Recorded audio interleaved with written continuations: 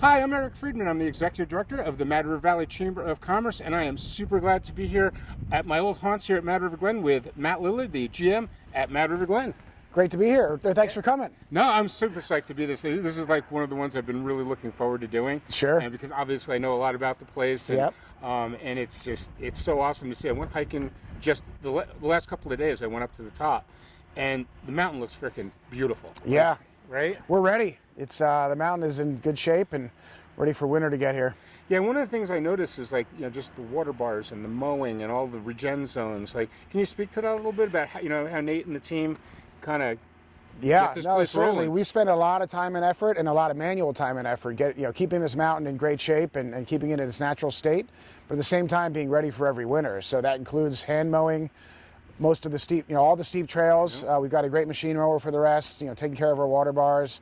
And the big thing is our regeneration zones and that program, which has been going on now for, I think we're going on like 25 years. Yeah, I remember when that got started, and it was funny. I was hiking back down Bunny just yesterday, and I noticed that the regen zones in the Central Park area. Yep. Which I was surprised to see that in the woods. Yeah, this is I think our second time putting regen zones in the woods. Mm-hmm. Which is another. It's just counterintuitive, yeah, right? Counterintuitive, but it's a progression of how the whole thing works. I think a lot of us have been to other ski areas and have seen glades where the trees have long since died. It's still called the glade. They're probably making snow in it. It doesn't feel much like a glade to us. So we want to keep our glades in tip-top shape. It's an amazing part of skiing in Mad River, and it takes effort, it takes planning. It doesn't just happen for sure, and the glades here are so much better. Can you talk a little bit about, we obviously know about the regen zones. Can you kind of talk a little bit about what that they actually are and what this philosophy is behind it? Yeah, so it's a program. It's currently run by a volunteer named Lars Bruns, who's been at it for forever. Before him, which was Jay Appleton. Mm-hmm. All people that are passionate about forestry and management of our natural resources. And basically, they plan out and they look at different areas throughout the winter of areas that need help. That trees, if we don't protect them, they're going to get cut by ski edges. They're going to get destroyed by a winter. So what we do is we go in and we cordon off an area, we tape it off, and we leave it that way for X number of years and let the trees grow up. And before you know it, it gets revegetated, reforested. And if you look at a trail, I first skied here in the early 2000s, like 2001, and Lower Glade. I remember getting there going, why is this a glade? Yeah, where's the glade? And at some point, it'd been one of those trails where the trees had died and they had just kind of stopped worrying about it, but it was still called Lower Glade. I come back here 2017 after being away and up in Alaska, and sure enough, it's a glade. I'm like, it's a hell of a program. It works. Yeah, it's a heck of a program. Yeah, and I think that's one of the other things that people, I talk to people down at the Welcome Center, and, when they ask about, the difference between Mad River and Sugarbush and other ski areas, and I always tell them, look up at the mountain, and you won't see all the trails at Mad River because they're all covered there, especially in the summer, there's an overstory of trees, and there's a good mix of young, middle-aged, and older trees, and that's why the glades are so good, right? Yep, definitely. Yeah, that and those trails winding, twisting through the woods, it's, the trails themselves are just awesome. So, the ski industry has changed a lot since I started working here a long time ago. It's only 30 years since I started working here. Sure. And it's really changed a ton. And, as the industry's changed, it's really cool to see that Mad River is succeeding by staying true to its core and its mission. Can you kind of speak to that a little bit? Yeah, that's really important to us, is to maintain our identity and be who we are. We foster an amazing community of skiers, and it really is a community. It's between the skiers, the shareholders, the employees. We're all here for a purpose. And I thought we were all here because we're not all there. Yeah, well, there's some of that as well. But, in order to really appreciate and enjoy this area, you've got to get a sense for what it is and that sense of place that is being here and being a part of it all. And, as the industry's changed, we're trying to double down on that and make sure that we do stay true to those roots, and that when people come here, they can feel it, they can be a part of it. And It's working. I think people are understanding that there's something special going on up here at the top of 17 in Vermont, and they want to continue to be a part and continue to support the area. Yeah, and it's what's one of the things that's really cool to see is, again, I've been here so long, is seeing the kids of, kids that I knew from teenagers, like Rye working here. I remember Rye as a teenager, and now he's here, and he's with his kids, and there's so many examples of that. And the constants, Callie, Callie just keeps plugging along over at the cricket club, right? Yeah, no, it's amazing to see, and I think we continue to see it. It's this life cycle of, you grow up skiing here with your family at Mad River. kids get into their teens, they probably go explore an area that has a bigger park, but they always come back and enjoy themselves. They hit their 20s, they might have a college pass, they might not. Everybody goes out west because you got to. Oh, I heard there's good skiing out there. Yeah, that's what they tell me. Yeah. Yeah, and so they go out there and have some fun in their 20s. They end up settling down back in New England, and before you know it, they're raising their family here.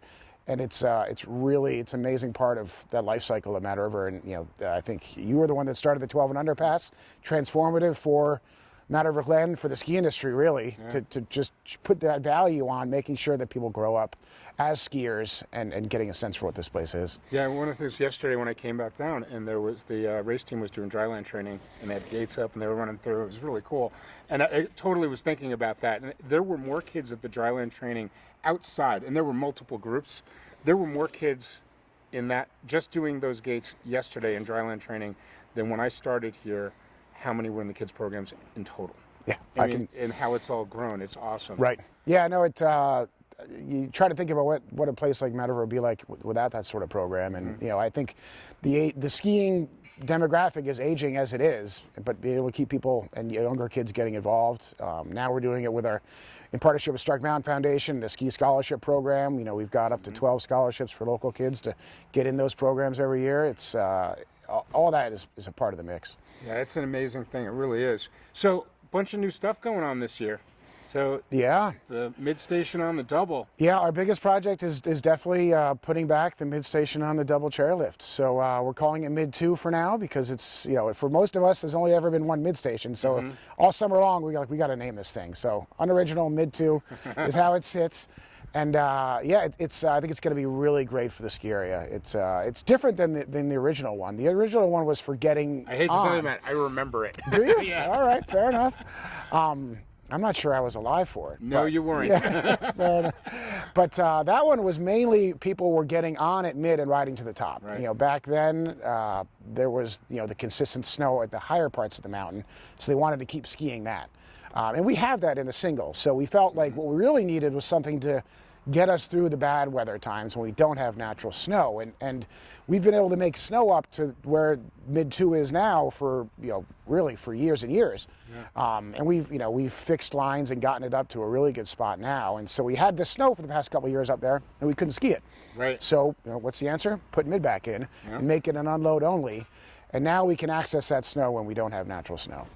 Yeah, it's quite a project. I mean, it's amazing. You talk about the snowmaking, and there's these guys are working on the snow guns right now, and I see there's 7 of them out there. We got 8? 9. We're up to 9. Yeah, I mean, I remember doing the press release and say we have 3 guns all blazing. Yeah. So, and we still have the same water source. Right. And so, can you speak to that a little bit about how you're able to do that? Because it's amazing that we're being able to get as much snowmaking here as we can. Because one of the things that always drove me nuts.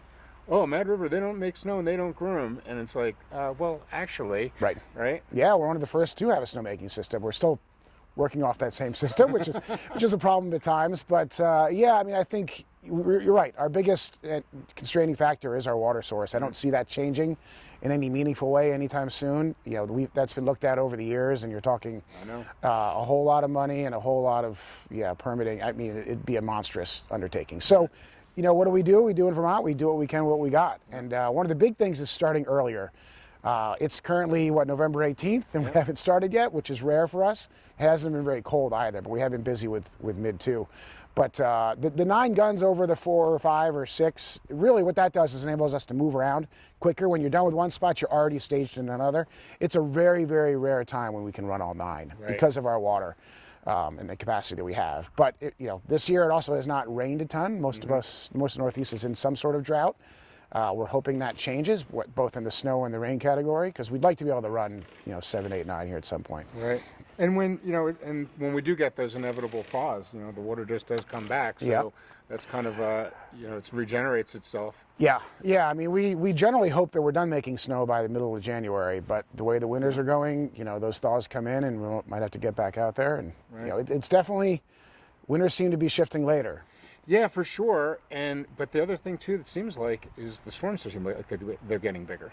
So when we do get those the dumps, we're getting some way more 3 and 4 foot snowstorms than we ever used to get. Yeah, there's been some amazing skiing the past couple of years, mainly in late February, March, and even early April. So you got to make sure that you ski it while you can, right? Yeah, ski it if you can while you can. And, well, I think the other big thing you mentioned is our grooming. Yeah, Travis is unbelievable. Yeah, man. Travis, and now Jason Martin is getting trained up in it. He's now our second, our primary second groomer, and it's been a pretty big focus of ours over the past couple of years is to have as good a conditions as we possibly can. And if that's not if on a grooming trail, we want to groom it, and we want to groom it consistently. And I think that's getting more and more people here on a more regular basis. I think the word's really getting out there too that people are finally realizing. Like I said earlier, it's like people are like, oh, Mad River Glen doesn't groom, and I'm like, we always groom them. And a lot of the times, our groomers are better than anybody else's here because it doesn't have that slab of glacier underneath them. You're just tilling up the bottom quarter inch. Yeah. I mean, natural snow, whether it's groomed or ungroomed, skis better. I can't find a person, maybe then a hardcore racer, that would disagree with me. But certainly anybody here at Mad River is wholeheartedly in support of that. And so our groomers, they come out softer, and they're not as hammered as the bigger ski resorts. Right. So they last longer. 2 o'clock, you're going to find good snow. 2 o'clock at a bigger resort, I'm not sure that's possible. Yeah, and what's really interesting too, again, as I was hiking down, I mean, I know this, but it really kind of hits home. You go to most ski areas and there's like a curb on the side of the trails because the snow depth on the trails is so much higher than like in the woods. And for us here at Mad River, I keep saying us, I always do that. And it's level. So a lot of it's amazing how many of the pipes are buried. Right. And that they're pretty unobtrusive. Right. And so you don't see them, you don't see that snowmaking infrastructure. There's not that much of it. Yep. So it really doesn't take away from the natural beauty. Yeah, that's one of the things as we've looked at, adding to our guns or changing up the type of snow guns that we use is whether or not we want fixed guns on the mountain. And I've generally shied away from it. I like skiing trail and not seeing. That's not to say that, they have their place, and I completely get, why ski areas do it. And when you need to, there's certain times I wish I had a trail lined with, 10 HKD towers that were just hammering away. Yeah, and you could bust out your phone and from your living room and just start cranking them up. Yeah, or any combination thereof. But at the same time, when we're done making snow, we can pull that stuff off the hill. It's like it was never there. And you get back to skiing the mountain the way it should have been skied. Yeah, and it's skiing different. It was funny. It was like, I remember last spring and skiing, on Lower Gazelle underneath the double, where it was always such a spotty place. I'm like, oh my God, there's bumps here. It's kind of crazy, right? Yeah. Well, that's the other thing is with mid 2 is now you can get off there is where you're getting off, and the other advantages is for people that don't want to go to the top. I mean, when you learn to ski here or you're a young kid, you start over on Cali's, great environment. Yeah. But then where do you go? You've got this great big mountain, and honestly, Lift 4 is not. No, it's steep. Yeah, it's super steep. It's the race hill. It's the practice slope. Yeah. So we've been sending people to the top, and that's a really long way down. I've been helping out with my kids' ski school groups, as I know you have during the week, and they're coming here now, which is awesome. But for some of those kids, they're getting 1, maybe 2 laps because it takes so long. Now they can get off at mid, and they can run a bunch of laps in. Okay, the whole mid-station thing begs the question. Is Brian Oss, the warbler up at Mid-Station, having any anxiety with this in terms of competition? No, not yet. Okay. We'll see. It's quite the perch up there. It is. It's beautiful. Yes. Yeah. It's. It might be the place to work. Yeah, because Mid-Station here on the single. Brian Oss has been there forever, and he's a fixture here. Oh yeah. He's amazing and awesome, and I hope we get someone that kind of claims that place as their home. Right. Yeah. And that happens a lot here. So I fully expect it'll take some time. You got to find it organically. We're not going to force it, but somebody will claim it. So one of the other new things that is here on the mountain this year is the new, speaking of Mid-Station, the Mid-Station cam on the single. Yep. That thing is freaking amazing. Yes, when it works, but yes. Yeah, and I think that's really important. I was thinking about that because I noticed it's powered by solar, right? Yes. So if we get along at night or at long periods of time, if it's snowing or raining or cloudy or whatever, you don't get it. And all I was thinking when it was put in and I saw that go down, I'm like, man, I'm glad I'm not answering the phones having to deal with this. But people love to hammer on marketing, but they do, Really? Yeah, imagine that.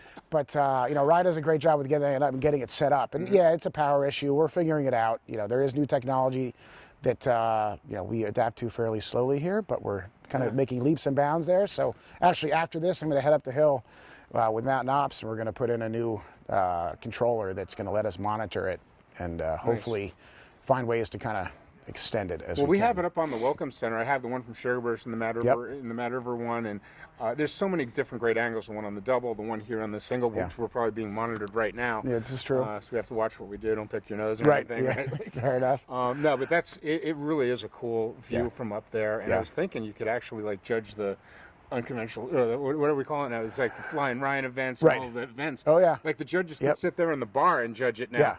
Yeah, well, it's pretty amazing. These cameras have come such a long way, and Mad River's always had really good live cams. We make sure that ours give you, both the lift lines as well as up on the mountain. Quite frankly, I think between us and Sugarbush, we have the best ski cams in the Northeast. Not to mention probably the best skiing as well. Yeah, well, I would agree. And I think that's something to speak to too is the relationship between the mountains has changed a lot since I got started here. And it's been just developing more and more. You want to talk more about that? No, it's building the Mad River Valley as a destination for amazing skiing of all types is definitely part of what we try to do and where we go. It's I think they're in transition or have been the past couple of years, being bought by Alterra, and that obviously changes things here and there. But we still work as closely as we can together. We still try to stay on messaging. We're as supportive of each other operationally. Absolutely. When they need something. And we can help, we certainly do it, and vice versa. So it's a great relationship. I hope it continues, to grow, and we can keep fostering it. Yeah, I'm sure. I think that they totally understand what, the Mad River Glen experience gives to the whole fabric of the the tapestry of skiing in the valley. And I've always said that the Mad River Valley has better array of skiing than any other resort area in New England for sure. Yep. So, for sure. Trying to think, is there anything else that we haven't talked about that you wanted to mention, make sure people know about? No, I mean, I think, the big thing, obviously, in the ski industry from a skier standpoint and getting up on the hill is passes, tickets, and where that's going. And I think, I always do want to stress to people that we do limit our capacity now, both in pass sales as well as ticket sales. We sold out in passes again this year. And we do limit... Problem I never had. I know. Well, it's, I think... Hey, Pete! Yeah, it's going to be, so we limit tickets as well. So we don't sell many days, but if you're looking at like the vacation times in February and the snow is good, we will sell out. And what that does is it creates a better experience here at the mountain. We're not, trust me, it's by no means like country club skiing where it's not crowded at all, the base area. But we're trying to avoid the days where you've got 45-minute lift lines where people are parking where they shouldn't, where you can't get in the base box and do anything. That's one of the things I've really noticed in the last few years with the whole process with the ticket sales and everything online and everything, is that you can still buy a ticket here. I mean, most all the time, which is not really the case in a lot of places, unless you want to drop $200+ for a lift ticket. But the experience is so much better. I mean, you don't have, I just remember days with hour-long lift lines on the single, and you come here on a Saturday, it's not that bad. You obviously get your days, but sure. But when it snows and all that, but the vast majority of the time, it's pretty civilized. Yeah, we try to set our numbers at 25 minutes max on the single, and for the most part, we've done a pretty good job with that. We've had some days where we could have had more people on the mountain, and obviously we adjust, in both directions. And the key is that we have a crunch because of the kids programs and because of the skiing. 10 o'clock, 9:45 to like 11:15. Go on an adventure. You'll go get ready for when they go inside and come back out. The ski industry has been trying to get people to eat not at noon since I've been alive. And ski midweek, neither of which is really happening. So the bar still opens at 11? Bar opens at 11, yeah. Have you thought about maybe like 8:30? Yeah, fair enough. But so it's, the other big thing that's not new, but the growth in our midweek programs. We've got this a women's alpine program on Thursdays that is amazing. And the graybeards, I'm qualifying. Yeah, I'm not there yet. But anybody can, if you've got time on Mondays, for the gentlemen out there, we've got a great program on Mondays too. Tuesdays is the Tele women's program. And these are multi-week programs. They're obviously about skiing, but also the camaraderie, and everything should be a part of it. It's really cool to see. Yeah, and again, one of the things that brings up, I see the new ski school sign out there, which looks really cool, is that the instructors here are just so unparalleled. I mean, they're just, they've all been here for so long, and they're really qualified. And Terry Barber's back. Yeah, great to have Terry Barber back in the fold. And I've never worked with him professionally until now, so I'm really looking forward to it and getting out skiing with him. Just in conversation so far, just the passion he has and the ability to, talk about skiing in a way that relates to like anybody is really cool. It is, and I had the privilege of skiing with him, and our kids grew up together, and skiing with him a lot. And he'll say 2 or 3 words, and you'll be like, oh, yeah, it's like the light bulb goes on.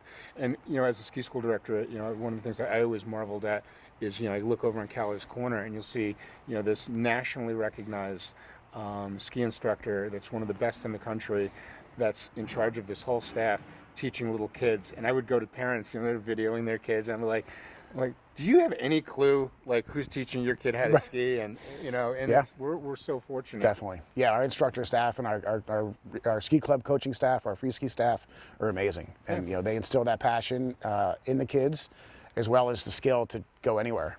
You've got kids who have now since left, and countless others. You leave Matter of Glen having grown up skiing here, and you're going to ski really, really well anywhere else. Yeah, I saw us going out west with my boys, and they're living out in Washington State, and we'll be out skiing, and people like looking down and like, who the hell are these kids? Right. Yep. And there's tons of them all over the country. We just spawn freaking good skiers here, right? Definitely. So. Yeah, it's the mountain, it's the atmosphere, it's everything. Well, Matt, you've done an awesome job since you've been 7 years now, right? 7 full seasons, yeah. That's this will be my 8th. I can't believe that. I know, time flies. It absolutely does, but you've done a great job here. Thanks so much for joining me on the tailgate. Oh, you're welcome. And Thanks for having we'll have me. to come back this winter, and we'll have people like hucking over us and build a jump or something. Oh, there you go, yeah. It'll be a park feature. Great seeing you, buddy. Thanks for coming up. Absolutely. And remember, say it, Matt. Matter of Glen, ski it if you can.